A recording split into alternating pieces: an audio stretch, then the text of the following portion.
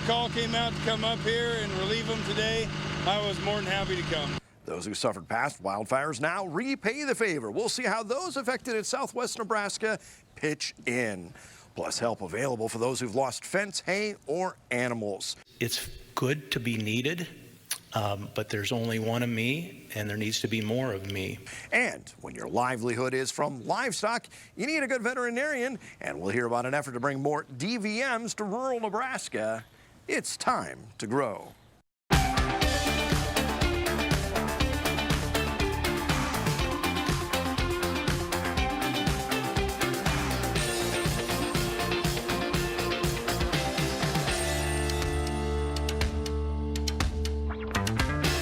Everything's freezing up, can't keep nozzles cleaning up and everything, and just stuff in the face, it's just bad. Wildfires wreak havoc on central Nebraska, scorching miles of pasture and crop ground. A large crew worked in recent days to contain the Betty's Way fire in Lincoln and Custer counties. We know of a home and several outbuildings that were destroyed. NEMA says the fire burned more than 71,000 acres. For context, the Road 702 and 739 fires that tore through southwest Nebraska nearly 2 years ago burned an estimated 44,000 and 35,000 acres, respectively. And some who saw that up close now come to the aid of their neighbors. Volunteers battling wildfires in extreme weather conditions. Fire and ice. Oh man, it's all frozen from head to toe. We got ice and we got mud, got all of it. The same 45-mile-an-hour wind gust that spread the flames hampered firefighters. Brutal, just flat horrible. A record 75-degree day in February with low humidity and high winds increased the fire danger. If you get into dry and stuff, it'd be off to the races again. Good thing is the moisture moving in. That's what we really need right now. Those firefighters were just saying we needed some moisture, and look at this. The snow just started flying.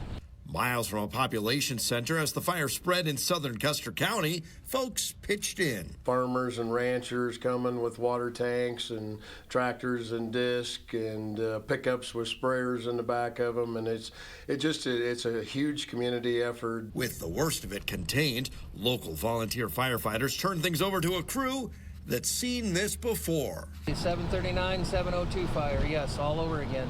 Those numbers etched in their minds, the names of the wildfires that hit southwest Nebraska in 2022. And I specifically remember a lot of these guys being down there. So when the call came out to come up here and relieve them today, I was more than happy to come. These guys came up here to help us down in 739 and the 702 fire, so we're paying the favor and coming and helping them. Many of them connected to the land. I run a grain elevator. I'm a location manager. Understanding while there are few homes, a wildfire like this still takes a toll. Ag is a huge part of all of our communities. I know the farmers in our area where the fire went through, they're still struggling with that, and I'm sure these guys are going to struggle as well. We lost some fences, we lost some outbuildings, we lost quite a few hay piles that I see. It's crazy. Fortunately, no lives lost, and local volunteers able to hand things over to firefighters who know what needs to be done. When stuff like this happens, you got to band together and help each other out. And this is video from Leslie Bannon with the Harrison Fire Department showing a convoy of fire crews making their way toward the site of that fire that would eventually burn more than 70,000 acres in central Nebraska. Bannon tells NTV the snow they received was a help, as any moisture is appreciated when dealing with a wildfire of this size. Help is available for cattle producers affected by these wildfires. A meeting is scheduled for Tuesday, March 12th at the West Central Extension Center in North Platte. State and federal agencies will share about assistance programs and range management after a fire. And they say don't get in a hurry. Producers need to document livestock losses with photos or vet records. Federal programs can help producers replace fence and provide funds for alternatives to grazing burned areas, plus relief for livestock losses.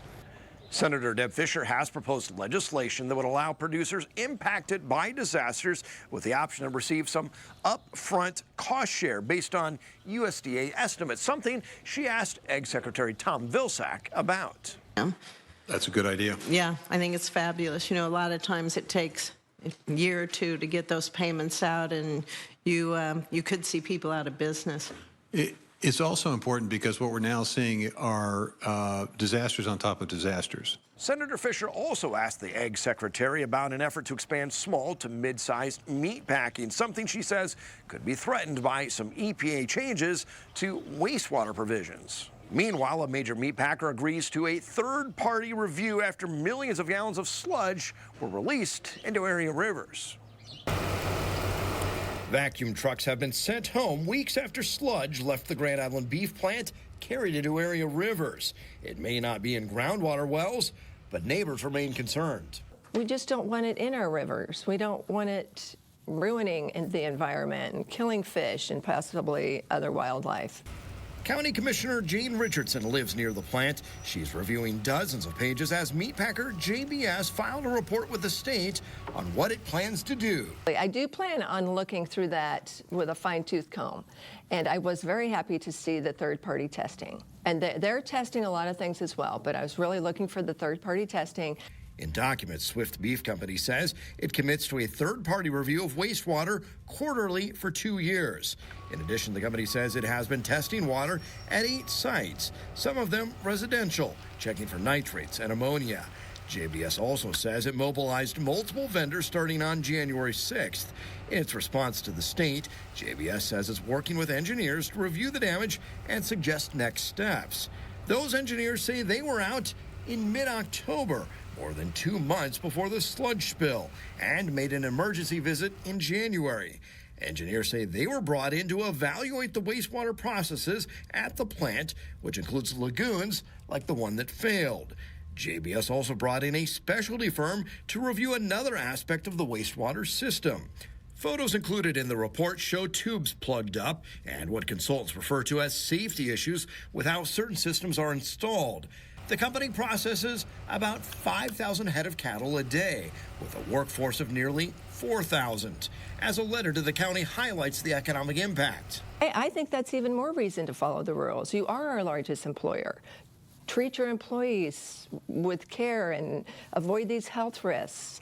The report to the Nebraska Department of Environment and Energy says, quote, Swift Beef Company has made the commitment to implement a robust system to maintain ongoing compliance, end quote. Jane Richardson says she'll be watching to see if the company follows through. All the citizens need to keep a close eye on this. Now, results of our poll question. We wanted to know about availability of dicamba. About half of you tell us you are concerned, at least as of this point. We are inside the barns at Fauner Park this week, where certainly there's a need for veterinarians, and Nebraska needs more of them. Coming up later, more on efforts to train new veterinarians. Commodity prices, the way the beef market is, the way the feed, like everything is effective, and it can become overwhelming. And up next, we take you to the Women in Ag Conference. The recent Women in Agriculture Conference brought women together in Kearney. Alex from KRVN shares this report. We're coming to you from the 2024 Nebraska Women in Agriculture Conference in Kearney. Ashley Machado joins us now. She is a counselor and mental health consultant. And Ashley, one of your big topics at this year's convention was talking about a mental health toolbox. Yeah. What is that?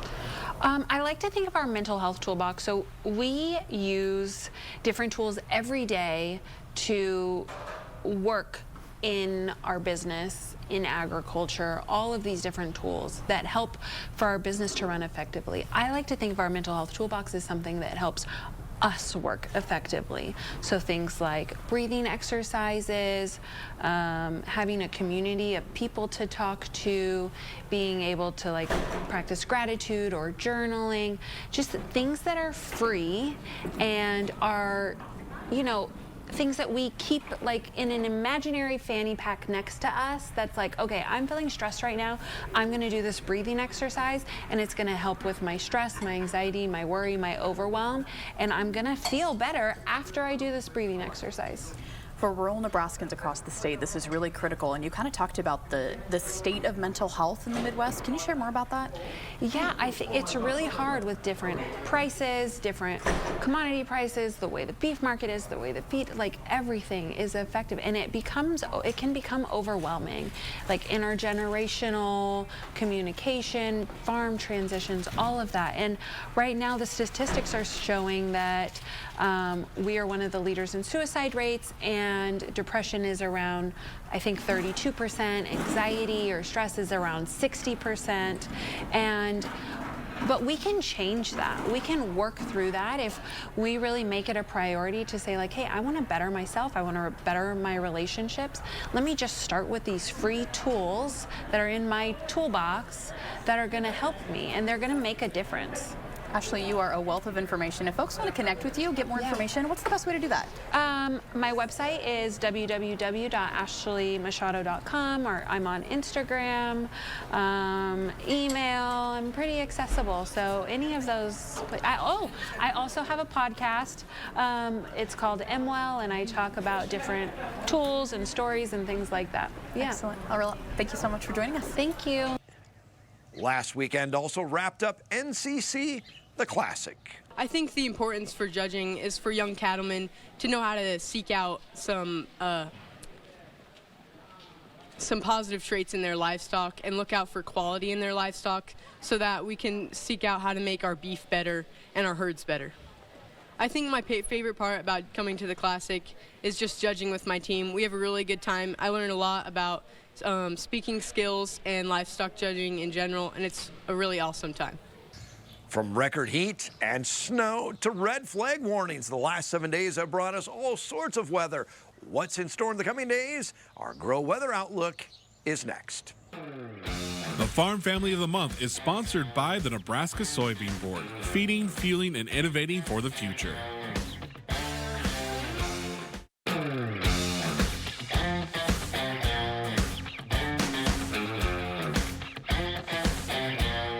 Well, the drought monitor that came out this past Thursday morning still got some dry spots across parts of the Central Plains, and really not a whole lot of change compared to last week either. Got a close look here at the state of Kansas, where about 47.5% of the state now in about the no drought category. Abnormally dry about 52.5%, so about a 2% reduction compared to last week, unfortunately, but the rest of these categories are the same. Moderate drought still stands at about 28.25%. Severe drought, about 2.32% of the state in that category. So a couple of spots there, otherwise no extreme or exceptional drought across Kansas or Nebraska for that matter. Moving up to the north now, everything the same in Nebraska compared to last week. Still got 65 2/3% of the state in no drought. Abnormally dry, about 34.33%. Moderate drought still stands about 24.5%. The severe drought still stands at about 12%. So even though with the lack of precipitation we've had this past week, not much change. We'll have to look ahead to see what next week's report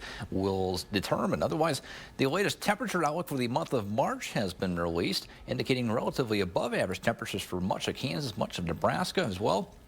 Only western parts of both Nebraska and Kansas experiencing what we'd say average temperatures for the next month here. And the latest outlook for the precipitation for the month of March also indicates above average precipitation for all of Kansas, all of Nebraska, even some potentially well above average precipitation for parts of the Panhandle. So nice to see some precipitation totals going up here with the drought still ongoing.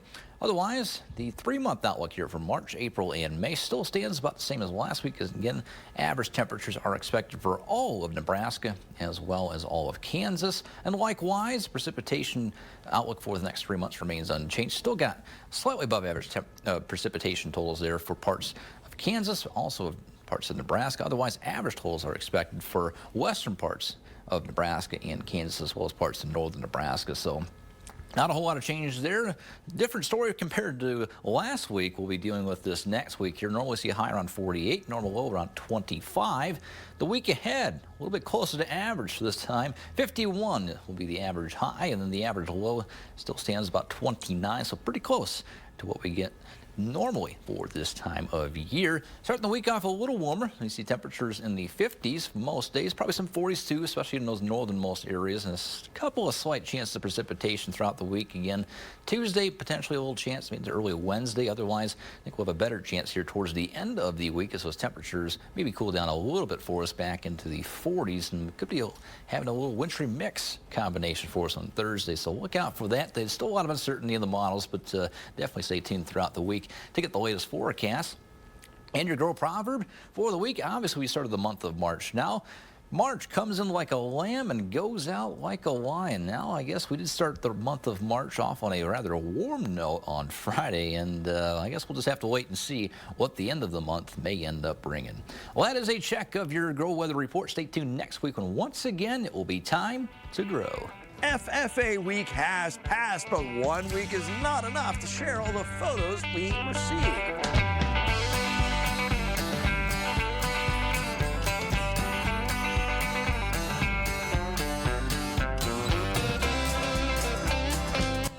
The FFA advisor from Silver Lake Public Schools sending us some awesome pictures showing what ag students have been up to. You can check those out and, of course, send in your own photos by going to Nebraska.tv and chime in.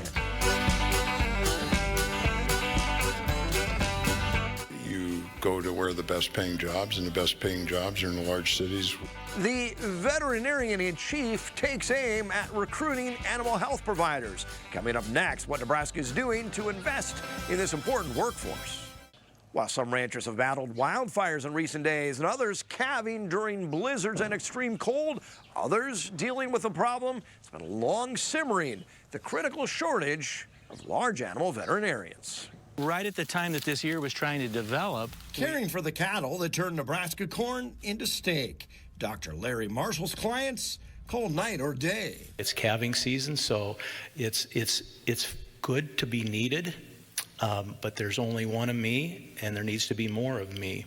From the Panhandle to northeast Nebraska, the state needs more animal health providers, just as it does nurses and doctors. The Veterinary Medicine Association says the average grad has $185,000 in debt. Governor Jim Pillen, himself a doctor of veterinary medicine, says the lucrative money is in treating cats and dogs. You go to where the best paying jobs, and the best paying jobs are in the large cities where there's a high demand for human-animal bond. And we find that we have a shortage in current veterinarians to serve the need, and then as we look on the horizon to the future, and we know that that may only get more challenging. The University of Nebraska partners with Iowa State on a 2+2 program where future veterinarians finish out of state. Some worry that puts Nebraska at a competitive disadvantage. We do a great job educating our kids. But then we always send them to Iowa State or Kansas State to finish their education. And so making sure that they return to our state. The governor joins university leaders to announce the Nebraska Elite 11 Vet Program. Scholarships covering up to $250,000. Allowing them to pursue a career in production animal agriculture to serve the state of Nebraska without the burden of student debt loan. University leaders say only 13% of future DVMs plan to work with livestock. This program will provide mentoring and networking, plus money for school starting freshman year. As an incoming freshman, they have the opportunity to earn a scholarship that will cover 50% of their tuition during their first 2 years. Dr. Marshall has 2 new knees, shoulder surgery, and worked through an Achilles injury. That's not the story I want to tell. I want to say, shout out to the rooftops that this is a great profession. But for those who share his passion for rural Nebraska, he thinks tackling student debt could be a game changer. And this is much more than just a Nebraska problem. The American Veterinary Medicine Association supports bipartisan legislation that would provide tax benefits to those who work in rural communities. Congressman Adrian Smith introduced the measure in the House. Smith says there's a tax code issue that treats physicians and veterinarians differently. Veterinarians say it's critical to have a workforce that can care for farm animals and protect our food supply. The bill is the support of groups like the American Farm Bureau, plus Nebraska ag leaders. Family farmers and ranchers hitch up a disc to the tractor, turn on pivots, and come to each other's aid. We normally name our Farm Family of the Month at this time, but this month we honor the ranchers and farmers who helped neighbors in a time of need. And that includes the volunteer firefighters. Every single one we met works in agriculture. An agronomist, a grain elevator manager, and a co-op procurement manager. They understand the value of the land and the Nebraska strong spirit, putting each other first. A shout out to all those who've pitched in during this trying times, and let's say our prayers that things improve. And we'll see you back here next time as we see how agriculture makes Nebraska grow.